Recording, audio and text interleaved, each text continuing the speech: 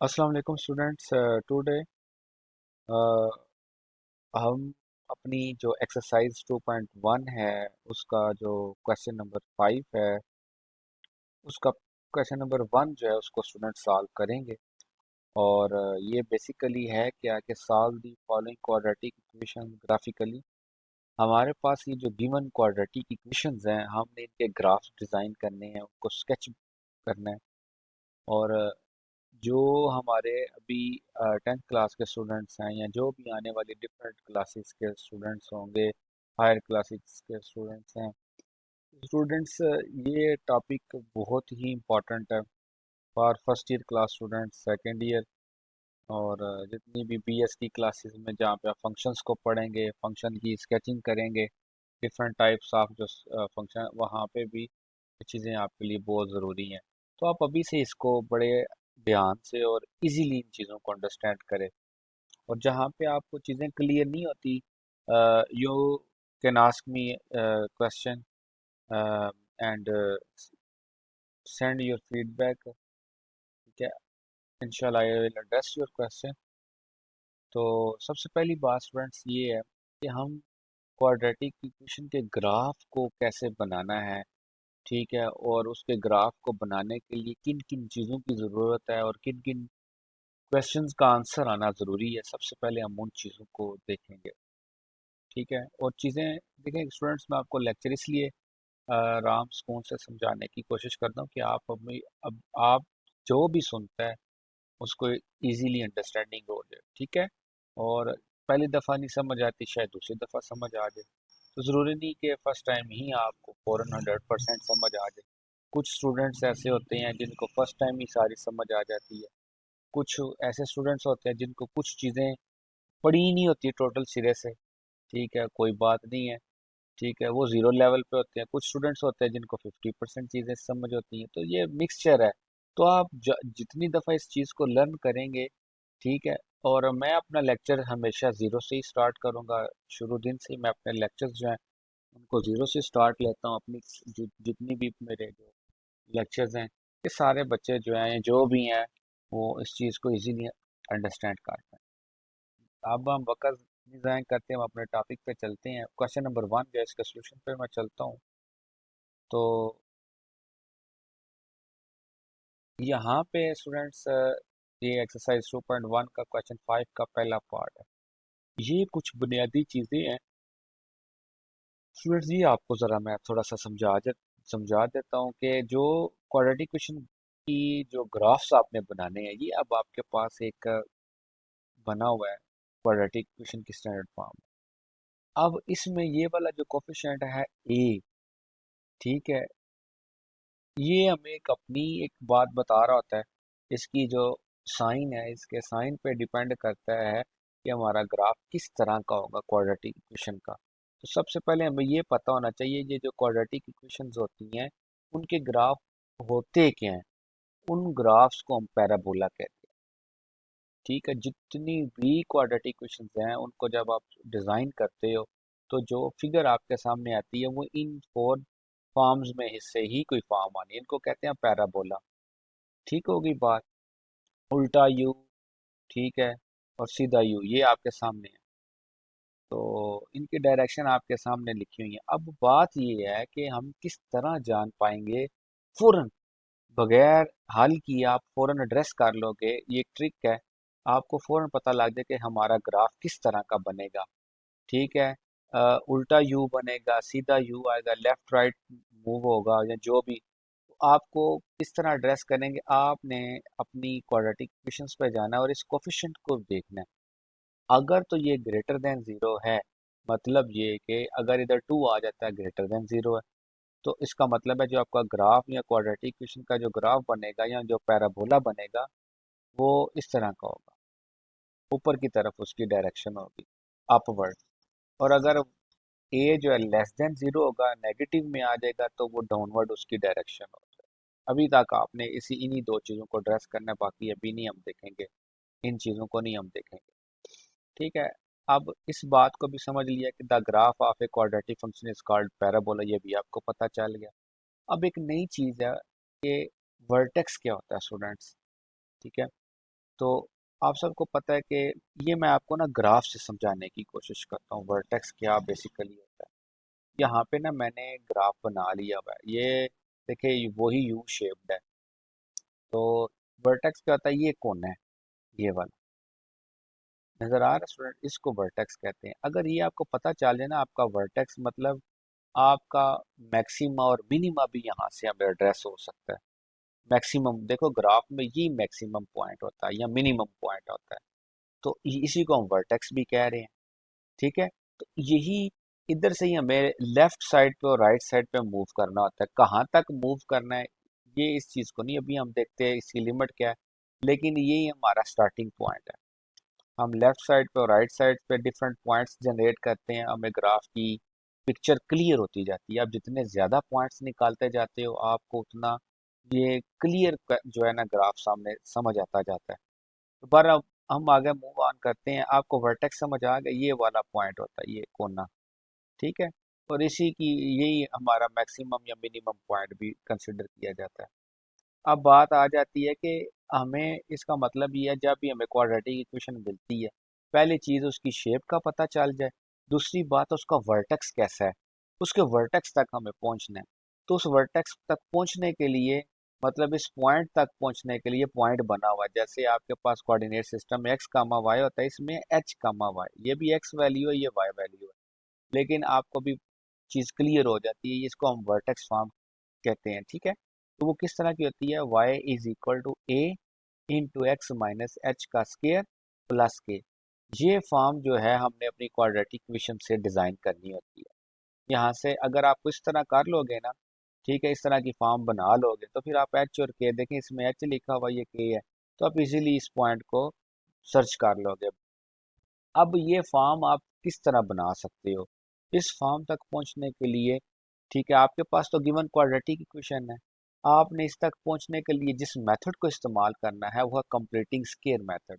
जिन बच्चों का ये क्लियर नहीं, काइंडली इस चीज़ पे मेहनत करें, इसको समझें। कंप्लीटिंग स्केयर इंशाल्लाह नेक्स्ट वीडियो जो है मेरी इसी पे ही होगी, कंप्लीटिंग स्केयर मेथड पे। तो अब पता चल गया कि वर्टेक्स फॉर्म तक आपको शेप का पता चल गया, अपवर्ड है या डाउनवर्ड है। फिर आपने वर्टेक्स फॉर्म तक आना है, तो वो किस तरह आप आएंगे, कंप्लीटिंग स्केयर मेथड से। अब इस मेथड को भी देखते हैं। अब हम यहाँ से अपना क्वेश्चन स्टार्ट करते हैं। ये आपका क्वेश्चन है स्टूडेंट। ठीक है, आपने सबसे पहले क्योंकि इसका ग्राफ डिजाइन करने, इसको अपने ना पूरी इक्वेशन की जो लेफ्ट साइड है इसको अपने वाई के बराबर रख लेना।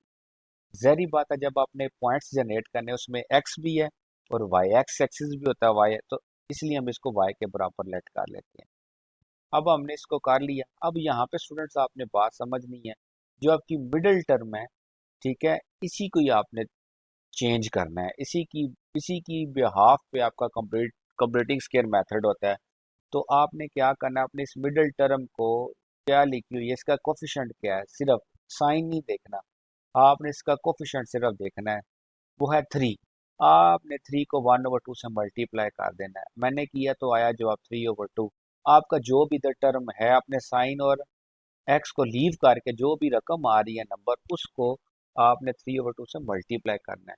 जब आप कर लोगे मल्टीप्लाई, अब मेरे पास आया 3/2, आपने इसी के स्केयर को इसी इक्वेशन में 3x ये लिखा मैंने, इसके आगे आपने प्लस भी करना है और माइनस भी करना है। दोबारा बता दूं, जो भी आपका थ्री, ये जो मिडिल टर्म की मल्टीप्लिकेशन जब आप 1/2 से होगी, जो भी आपका जवाब आता है वो मिडिल टर्म की राइट साइड पे उसका स्केयर प्लस के साथ और माइनस के साथ लिखना है। अब यहाँ पे क्वेश्चन ये आता है कि माइनस वाला पहले लिखेंगे या प्लस वाला, आपने प्लस वाला ही पहले लिखना है। ठीक हो गई ये भी तरतीब। तो जब आप प्लस वाला करोगे, ये तीन टर्म्स पे आपने फोकस कर लेना, ये तीन टर्म्स, ये ऑलवेज ये जो थ्री टर्म्स होंगी ना, फर्स्ट ये एक फार्मूला बन जाएगा, कंप्लीट स्केयर बन जाएगा ये, जैसे ये नीचे बना हुआ, इसीलिए इसको कंप्लीटिंग स्केयर मेथड कहते हैं। और जो रिमेनिंग टर्म्स हैं इनको आपने सॉल्व करना है। ठीक है, अब इनको मैंने सॉल्व किया, 9/4 आ गया, -18, ये -18 आ गया, ये एक कंप्लीट स्केयर बन गया। पहली का square -2 into first into second term plus second term का होल स्केयर। तो इसको आपने कंप्लीट किया। अब यहाँ पे आप गौर कर रहे हैं तो हमारे पास ये उस वेक्टर वो जो है ना वर्टेक्स फॉर्म, ये वो बन रही है। ठीक है, ये हिस्सा तो हमारा इसके लिए बिल्कुल इसके सिमिलर आ रहा है, एक्स माइनस एच चाहिए। एच पता चल गया, इसको ज़रा थोड़ा सा क्लियर करते हैं। इधर आपने इसको किया, एलसीएम लिया, ये हमारे पास एक 81/4, इसको ना हम जो फ्रैक्शनल है इनको ना हम नीचे डेसिमल में भी कन्वर्ट कर लेते हैं। अब यहाँ पे एच देखें, ये वाला लिखा हुआ है, इसके साथ कंपेयर करें, माइनस माइनस है, एच किसके बराबर है, 3/2। तो हमने इनको जो जो वर्टेक्स फॉर्म है ये और इसकी ये जो लास्ट वाली क्वेश्चन इसको कंपेयर किया, एच भी निकल आया, के कितना आया, -81/4। इनको हमने डेसिमल में कन्वर्ट कर लिया, हमें वर्टेक्स मिल गया। ठीक हो गई बात। पहले आपको एक चीज़ मैंने क्लियर नहीं की। सबसे पहले आपको यहाँ पे ये देखना था कि आपका ये जो पैराबोला बनेगा वो किस तरह का होगा, अपवर्ड होगा या डाउनवर्ड। इसका देखिए कोफिशिएंट क्या है, 1 है, ग्रेटर देन 0, तो इसकी डायरेक्शन अपवर्ड होगी। ये क्लियर हो गई बात पहली। दूसरी बात, वर्टेक्स फॉर्म भी हमने बना ली। वर्टेक्स फॉर्म हमें क्या चीज़ प्रोवाइड करती है, वर्टेक्स।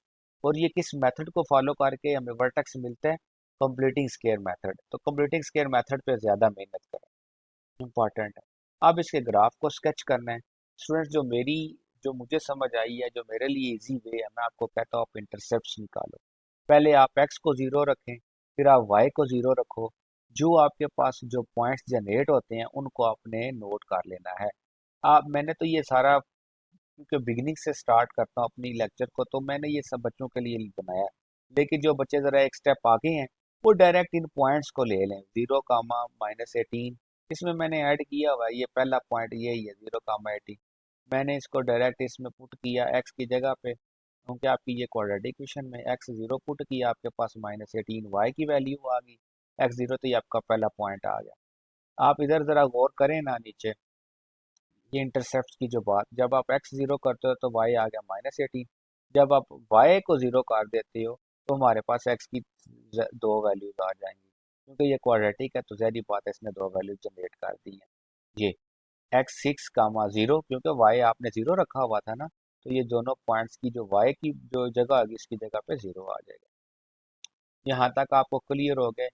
अब आपने क्या करना है स्टूडेंट्स, अब आपके हाथ में आप कितने इसके पॉइंट से निकालते हो। कुछ बच्चे ये सवाल करते हैं सर इसके कहाँ तक पॉइंट जनरेट करने हैं।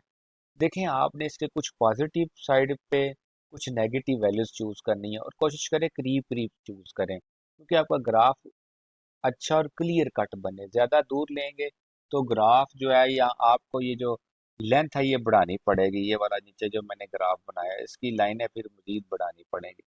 अब हमारे पास स्टूडेंट्स हमने खुद ही ये कुछ पॉइंट्स जो हैं देखें, 0, 1, फिर -1, फिर 4, 6, -3।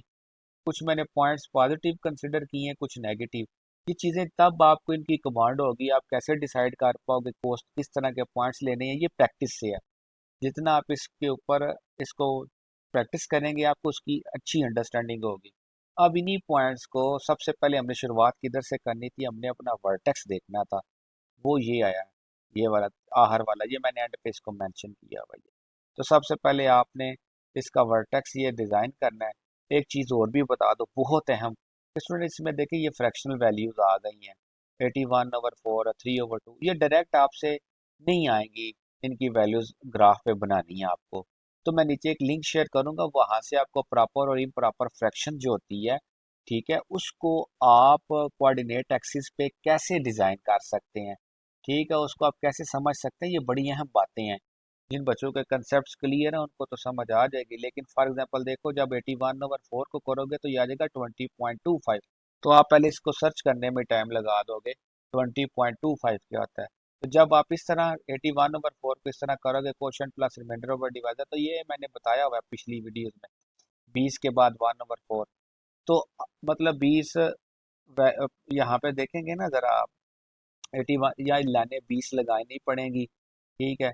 तो एक एस्टिमेशन आपको मिल जाएगी, ये -20 है, ठीक है। और ये मैंने अपने ना वो लेक्चर का लिंक शेयर करूंगा तो आपको क्लियर हो जाएगी। ये आपने ना अपने पॉइंट्स इधर लगाने हैं। और देखें ये जो एक्सिस के पॉइंट्स थे ना, जो एक्स और वाई वैल्यूज थी, मैं जल्दी से बता देता हूँ, एक्स ज़ीरो है और वाई ये है। तो ये वैल्यूज हमारे एक्सिस की वैल्यू होती है, मतलब ये वाली एक्सिस की लाइन है। तो हमने अपना सोल्यूशन देखना है क्या है, हमारा सोल्यूशन क्या होगा स्टूडेंट्स, इस क्वाड्रेटिक इक्वेशन का, जहाँ पे एक्स एक्सिस को लाइन, जो पॉइंट एक्स एक्सिस को टच करेंगे वो हमारा सोल्यूशन होगा। यहाँ पे x की वैल्यू -3 है और यहाँ पे x की वैल्यू 6, यही हमारा सोल्यूशन सेट आएगा। ठीक हो गई बात स्टूडेंट्स। अब आपको बात क्लियर होगी है कि हमारा सोल्यूशन सेट क्या आएगा। हमारा सोल्यूशन सेट इस ग्राफ से आपने अब सोल्यूशन को देखना है। पीछे जो 2.1 के पिछले जितने भी मेथड्स हैं, क्वाड्रेटिक फार्मूला, फैक्टराइजेशन, आप एक्स की वैल्यूज नोट करते हो।